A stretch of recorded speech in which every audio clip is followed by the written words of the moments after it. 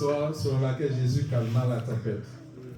Chers amis, il y a de cela 2 sabbats, Élisée nous a entretenus au sujet de l'autorité. C'était une méditation que j'ai grandement appréciée, par laquelle il nous a invités à prendre conscience de l'origine ou de la source de toute autorité.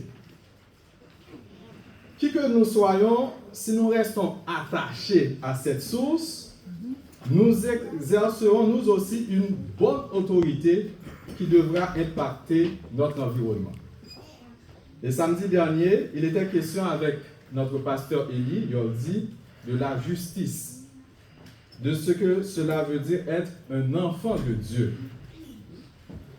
Aujourd'hui, notre réflexion se portera sur le choix.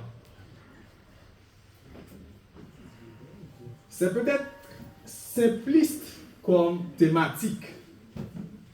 Toutefois, petits et grands, chaque jour nous faisons des choix. Nos choix ont des impacts non seulement sur notre bien-être, mais sur le bien-être de notre famille, de notre environnement et sur l'humanité tout entière. Aussi simpliste qu'est ce thème, chers amis, il demeure la question la plus fondamentale et la plus redoutable à répondre de tous les temps. Quand choisir? Pourquoi choisir? Comment choisir? Que doit-on choisir? Le but de notre échange en ce matin consiste à attirer notre attention sur l'urgence d'analyser le choix que nous avons fait. En réalité, nous avons tous fait un choix.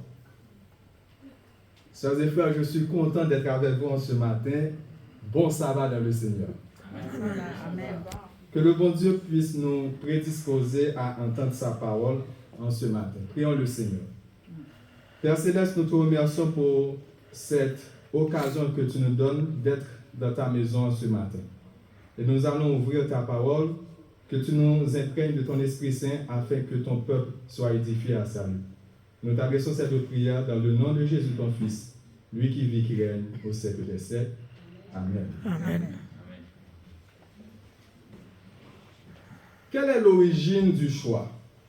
D'où vient le choix? La Bible, dans Jean, chapitre 1er, et le verset 3, nous présente un Dieu créateur qui est à l'origine de tout. L'apôtre Jean a écrit « Tout a été créé par lui, rien de ce qui a été créé n'a été créé sans lui. » Ainsi, chers amis, Dieu créa les êtres vivants et les êtres non vivants. Cependant, par amour pour l'homme, par amour à certains êtres vivants et à certains, par amour pour l'homme, il va accorder à l'homme un don particulier. Et pas seulement à l'homme, mais à certains êtres vivants, à savoir les anges, l'homme et la femme. Il va leur accorder ce don particulier qui est le libre arbitre, la faculté de choisir, d'obéir, d'aimer, de penser. Mais, que feront-ils de ce don-là? Dans un univers parfait où toute créature était parfaite, que feront-ils de ce don? D'abord, considérons les anges, les êtres célestes. L'apôtre Jean, dans Apocalypse 12, les versets 7 à 9, il nous peint un tableau sombre. L'apôtre a écrit « Il y eut guerre dans le ciel. Michel et ses anges combattirent contre le dragon. Et le dragon et ses anges combattirent. » Nous lisons ensemble. « Mais ils ne furent pas les plus forts et leur place ne fut plus trouvée dans le ciel. Et il fut précipité, le grand dragon, le serpent ancien appelé le diable et Satan, celui qui séduit toute la terre, et ses anges furent précipités avec lui. Du fait, chers amis, Ces versets nous présentent un mauvais usage. Le mauvais usage que le tiers des anges, sous la direction de Satan, ont fait de leur libre arbitre. Ils choisirent de se rébeller contre l'autorité de Dieu. C'est la naissance et l'existence du grand conflit cosmique opposant le bien et le mal. La conséquence de leur choix a été leur chute. Ils furent tous précipités du ciel. Et l'apôtre continue au verset 12 pour nous dire que malheur à la terre et à la mer, car le diable est descendu vers vous, animé d'une grande colère, sachant qu'il a peu de temps. Je souhaite revenir sur ce point et souligner en ligne rouge pour nous en ce matin que dans ce conflit, il était question pour les anges de faire un choix, de choisir leur camp, celui de Dieu ou celui de Lucifer, Satan. La liberté de choisir était accordée à chacun d'eux. La neutralité n'était pas une option, elle n'a jamais été d'ailleurs. Aujourd'hui, il n'existe que deux catégories d'anges. Ceux qui sont loyaux, fidèles à Dieu, et les anges déchus ayant à leur tête le prince des ténèbres. À présent, considérons l'usage que les êtres humains ont fait de leur libre arbitre. Moïse, dans Genèse, chapitre 2, les versets 15 à 17, il nous précise qu'après avoir créé l'être humain à son image, au verset 15, l'Éternel Dieu prit l'homme et le plaça dans le jardin d'Éden pour qu'il le cultive et le garde. Verset 16. L'Éternel Dieu donna cet ordre à l'homme. Tu pourras manger les fruits de tous les arbres du jardin, mais tu ne mangeras pas le fruit de l'arbre de la connaissance du bien et du mal. Car le jour où tu en mangeras, tu mourras, c'est certain. Donc les hommes n'avaient qu'à obéir à la parole de Dieu.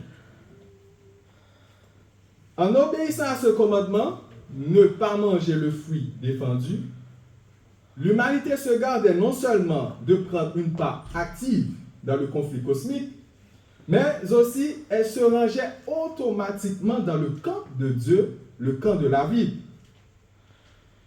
Mais nous connaissons la suite de l'histoire. Au verset, dans Genèse chapitre 3, on nous expose comment le serpent a séduit la femme. Et au verset 6, on nous dit que la femme vit que l'arbre était porteur de fruits bons à manger, agréables à regarder et précieux pour ouvrir l'intelligence. Elle prit de son fruit et en mangea. Elle en donna aussi à son mari qui était avec elle et il en mangea. À cause de ce choix, le péché est entré dans le monde. Avec lui, la mort, la souffrance, la déchéance, tous les maux que nous connaissons. Par le choix d'un seul couple, Adam et Ève, l'usage dont ils ont fait de leur libre arbitre, c'est la cause de nos déboires aujourd'hui. Satan et ses anges se sont réjouis de cette victoire. Ils ont réussi à avoir la terre de leur côté. Néanmoins, cette joie ne fut que de courte durée, car l'amour de Dieu pour l'homme changera tout. La Bible nous présente que Dieu, dès le commencement, à l'origine, il a préparé un remède pour le salut de l'humanité. Le prophète Ésaïe nous dit dans le chapitre 53 de son livre, Ésaïe chapitre 53, verset 5, « Mais il était blessé pour nos péchés, brisé pour nos iniquités. le châtiment qui nous donne la paix est tombé sur lui et c'est par ses meurtrissures que nous sommes guéris. Jean 3, verset 16 nous dit, car Dieu a tant aimé le monde qu'il a donné son Fils unique afin que quiconque croit en lui ne périsse point, mais qu'il ait la vie éternelle. Et l'apôtre Paul, dans l'Épître aux Romains, il a écrit dans le chapitre 5, les versets 17 et 18, « Si par l'offense d'un seul, la mort a régné par lui seul, à plus forte raison ceux qui reçoivent l'abondance de la grâce et du don de la justice régneront-ils dans la vie par Jésus-Christ lui seul.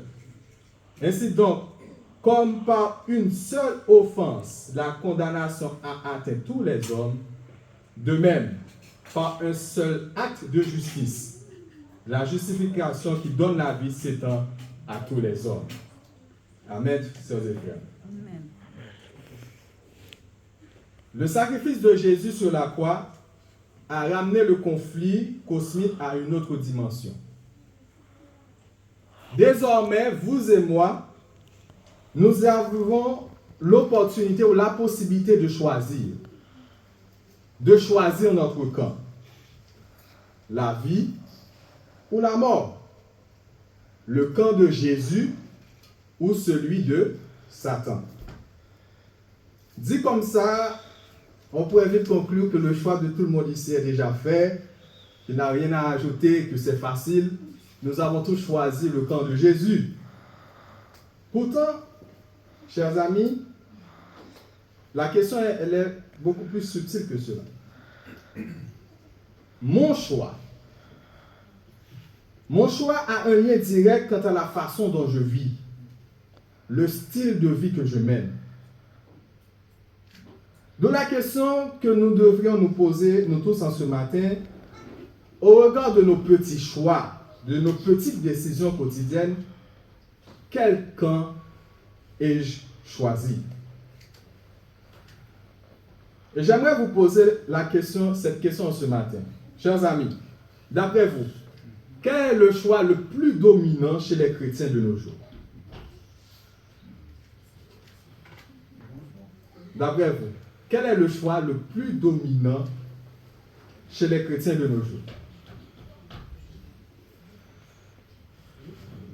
Vous n'avez pas la réponse? Comment? Le moins bien. Faire le bien. Faire le bien. Eh bien, prendre soin de soi. Prendre soin de soi. Oui. Je suis d'accord avec cette réponse. Le choix le plus dominant ou le plus tentant de nos jours, c'est la neutralité. Le Centre national de ressources textuelles et lexicales définit la neutralité comme étant le caractère, attitude d'une personne ou d'une organisation qui s'abstient de prendre parti dans un débat, une discussion, un conflit opposant des personnes, des thèses ou des positions divergentes. Ainsi, la personne neutre est quelqu'un, le plus souvent, qui surfe sur les vagues. Elle s'adapte à tout. Rien ne semble la déranger. Elle fait un tout avec son environnement. On ne se questionne pas sur son véritable identité ou son véritable caractère. La société dans laquelle nous vivons aujourd'hui, chers amis, est une usine de fabrication de personnes neutres. Nous pouvons citer quelques exemples. Qui ose de nos jours s'aligner contre la position de la majorité ou d'une minorité forte? Personne, ou du moins très peu de gens. Par exemple, qui ose aujourd'hui parler de sa foi ouvertement? De l'évolution des genres, de l'avortement, de la guerre entre l'Ukraine et la Russie, de la guerre israélo-palestinienne. Qui ose parler de ces sujets? Pourtant, chers amis, ce ne sont pas des sujets tabous. Ils sont actuels. Tout le monde en parle, mais pas nécessairement en pensée contraire. Notre temps est celui de l'accommodation. Nous nous accommodons à tout. Nous nous fondons dans la masse. Nous craignons le jugement des autres. Nous craignons les retombées. Malheureusement, chers amis, cette accommodation, en plus d'être idéologique, une même pensée, des pensées communes, elle est aussi physique parce que nous voyons qu'il n'y a aucune différence, même tenue vestimentaire, même langage corporel, même usage des réseaux sociaux, du temps et de l'argent, même façon de parler, même manière de manger. La neutralité est un refuge au point que nous nous perdons et qu'il ne reste aujourd'hui qu'une seule identité. Où est l'identité chrétienne aujourd'hui? Qui es-tu, mon frère, ma soeur? Parle-moi de toi. En quoi es-tu différent? En quoi es-tu unique? Qui sommes-nous? C'est quoi l'Église adventiste? Dans Apocalypse chapitre 3, les versets 14 à 17, nous lisons ceci. Lisons ensemble. Écrit à l'ange de l'église de Laodicée. Voici ce que dit l'Amen, le témoin fidèle et véritable, le commencement de la création de Dieu. Lisons ensemble. Je connais tes œuvres. Je sais que tu n'es ni froid ni bouillant. Je sais que tu n'es ni froid ni bouillant. Puisses-tu être froid ou bouillant? Verset 16. Ainsi, parce que tu es tiède et que tu n'es ni froid ni bouillant, je te vomirai de ma bouche. Verset 17. Parce que tu dis, je suis riche, je me suis enrichi et je n'ai besoin de rien, et parce que tu ne sais pas que tu es malheureux, misérable, pauvre, aveugle et nu. Sœurs et frères, l'église de Laodicée représente la dernière église, celle de la fin des temps, la nôtre. Et ici dans le texte, nous sommes qualifiés d'église tiède, ni froid, ni bouillant. Puissions-nous être froid ou bouillant? Dieu ne tolère pas les tiédeurs, il les vomit. Nous nous croyons être riches, civilisés, que nous détenions ou marchions dans la vérité. Nous sommes bien à l'aise dans notre zone de confort, tandis qu'en réalité, nous sommes tous pauvres spirituellement, malheureux, misérables, aveugles, nus, démunis de toute saveur. C'est Luc qui écrit dans Luc chapitre 14, versets 34 et 35. Le sel est une bonne chose, mais si le sel perd sa saveur, avec quoi l'assaisonne-t-on? Il n'est bon ni pour la terre, ni pour le fumier, on le jette dehors. Que celui qui a des oreilles pour entendre, entende. Vous savez ce qui est encore pire, chers amis, c'est que nous ne nous rendons même pas compte de ce choix. De ce choix que nous avons fait individuellement ou collectivement. Et nous pouvons nous poser cette question ce matin. Quand avons-nous choisi le camp de la neutralité? C'est comme cette question que les perdus poseront à Jésus à son retour, que nous trouvons dans Matthieu 25, verset 44. Seigneur, quand avons-nous vu ayant faim ou ayant soif ou étranger ou nu ou malade ou en prison et ne t'avons-nous pas assisté? Mes chers amis, quand ou comment avons-nous choisi la neutralité dans le grand conflit cosmique? À cette interrogation, les réponses sont multiples et complexes. Nous pouvons dresser une petite liste non exhaustive. Nous choisissons la neutralité à chaque fois que nous succombons à l'idolâtrie passive.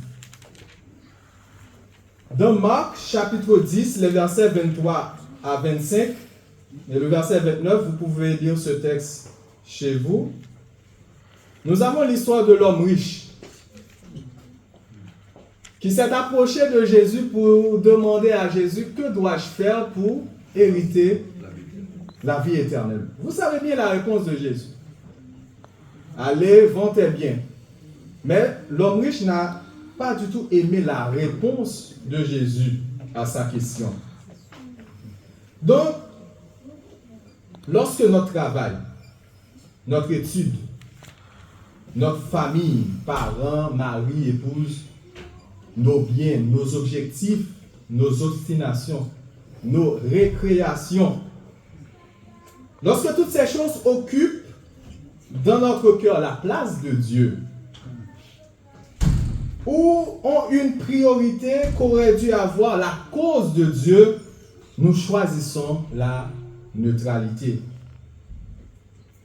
Une autre forme de neutralité est l'irresponsabilité et l'amour disproportionné.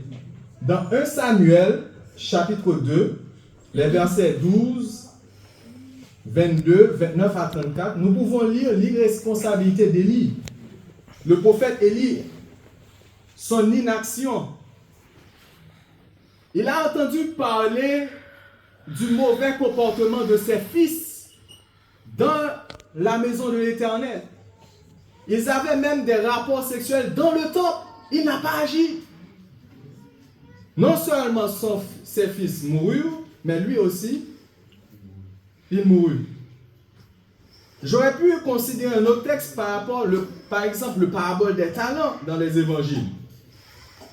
Ainsi, mes chers amis, lorsque pour une raison ou pour une autre, nous négligeons l'éducation de nos enfants, nous négligeons leur épanouissement spirituel, leur épanouissement physique, nous négligeons l'épanouissement spirituel de notre famille. Lorsque nous négligeons nos talents, nos dons, nous négligeons nos responsabilités en tant qu'étudiants professionnels, en tant que disciples de Dieu, nous choisissons la neutralité. Une autre forme de neutralité, c'est l'intempérance et le confort dans l'échec. Le livre de Daniel nous présente, surtout dans le chapitre 1er, nous parle de Daniel et des 3 jeunes Hébreux qui, dans un milieu hostile, ils ont préféré la tempérance. Ils ne se sont pas souillés avec les mains du roi. Ils ont préféré l'étude, la recherche de la connaissance. Ainsi, Dieu les bénit.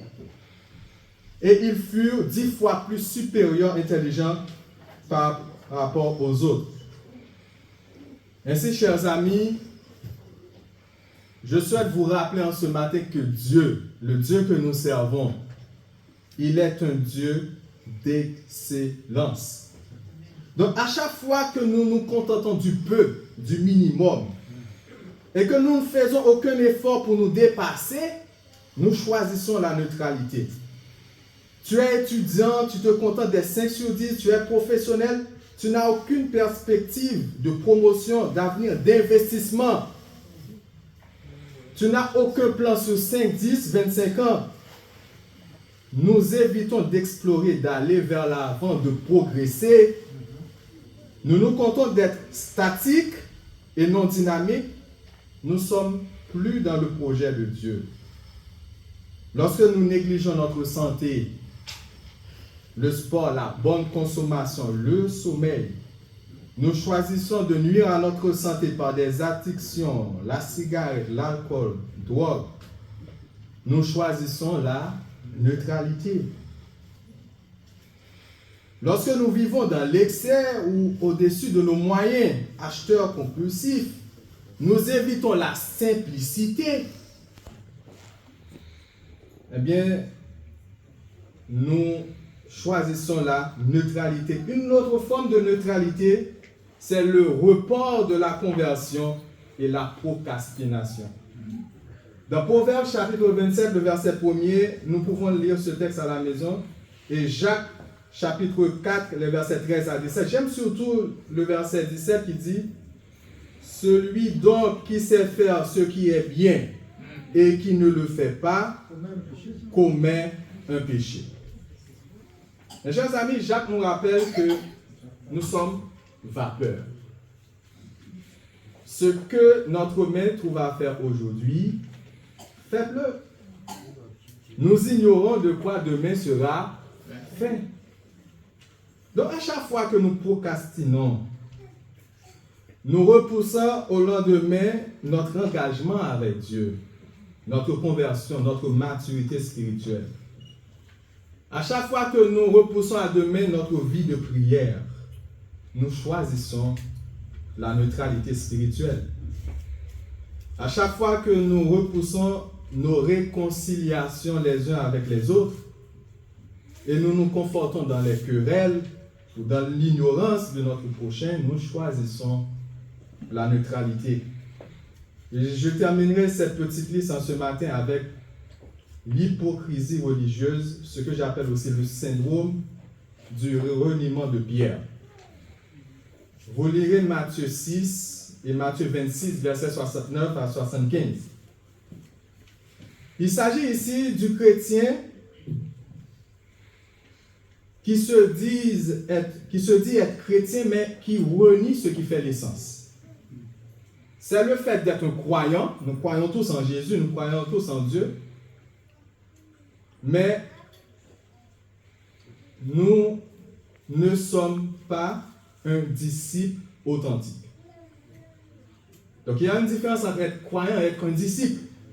Nous sommes donc des formalistes, des sabbatistes, des religieux. Nous évitons les occasions pour partager la parole de Dieu, pour partager notre foi. Nous ne sommes pas intéressés à l'évangélisation. En ayant de tels comportements, chers et frères, nous choisissons la neutralité. Nous choisissons d'être neutres dans le conflit cosmique entre le bien et le mal. Les anges ne peuvent plus choisir. Ils ont déjà fait leur choix. Mais il y a encore une bonne nouvelle. La bonne nouvelle, c'est que nous, aujourd'hui, nous avons encore la possibilité de choisir notre camp, de revenir sur notre choix. Il n'est pas trop tard. Si les anges déchus ne peuvent revenir sur leur décision, Dieu nous invite en ce matin à sortir dans notre état de léthargie, de neutralité de tideur spirituelle. Josué, au soir de sa vie, après avoir rappelé au peuple Israël tout ce que l'Éternel avait fait pour eux, il déclara dans Josué chapitre 24 et le verset 14 à 15, Josué déclara, maintenant, lisons ensemble, maintenant, craignez l'Éternel et servez-le avec intégrité et fidélité. Faites disparaître les dieux qu'ont servi vos pères de l'autre côté du fleuve et en Égypte et servez l'Éternel. Verset 15. Et si vous ne trouvez pas bon de servir l'Éternel, choisissez aujourd'hui qui vous voulez servir. Ou les dieux que servaient vos pères au-delà du fleuve, ou les dieux des Amoréens dans le pays desquels vous habitez, moi et ma maison, nous servirons l'Éternel. Alors que le peuple était plongé dans l'idolâtrie, dans la noirceur spirituelle, Élie au mont Carmel fera cette déclaration dans 1 Roi, chapitre 18, le verset 21. Jusqu'à quand clocherez-vous des deux côtés? Si l'Éternel est Dieu, allez après lui. Si c'est Baal, allez après lui. Nous connaissons tous la fin de cette histoire. Dieu manifestera sa gloire sur le mont Carmel et tout Israël dira que c'est l'Éternel qui est Dieu. Ellen G. White a écrit dans son livre intitulé Éducation, ce dont le monde a le plus besoin, c'est d'hommes. Non pas des hommes qu'on achète et qui se vendent, mais d'hommes profondément loyaux et intègres. Des hommes qui ne craignent pas d'appeler le péché par son nom.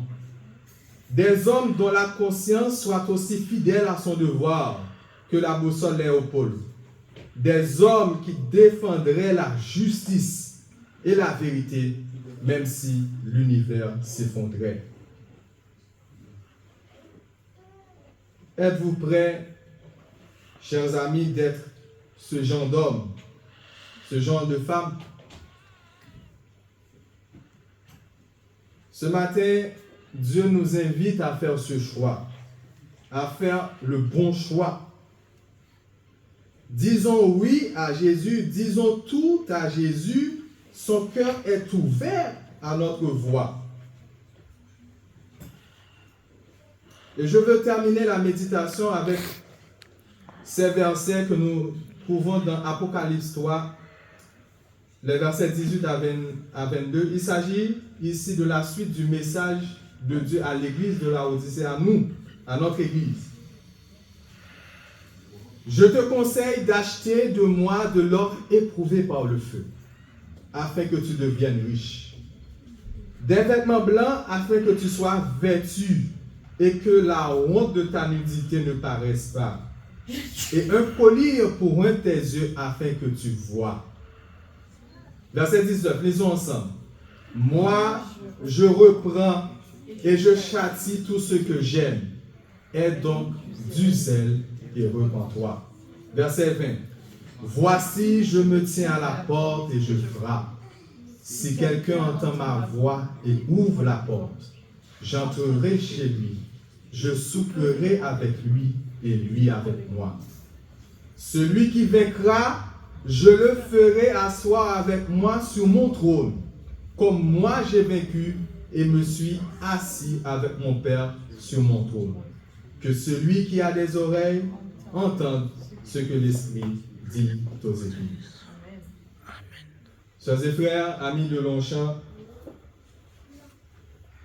si l'Éternel a ouvert nos yeux sur ce piège de Satan qu'est la neutralité en ce matin, emboîtons le pas.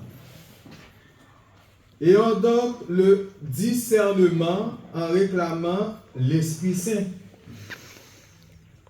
Prions sans cesse. Étudions quotidiennement la parole de Dieu. Pardonnons-nous réciproquement, aimons-nous les uns les autres, confessons-nous les uns les autres nos péchés et à Dieu nos péchés. Soyons des jeunes, des femmes, des hommes de caractère. Osons avancer, osons progresser, osons gravir des échelons. Affirmons notre identité, nos pensées. Ayons des objectifs clairs, nets et réalistes. Si nous bronchons, redoublons d'efforts. Soyons des convaincus de l'armée de l'Éternel. Et comme Josué, faisons ce choix. Moi et ma maison, nous servirons l'Éternel. Que Dieu nous bénisse. Amen.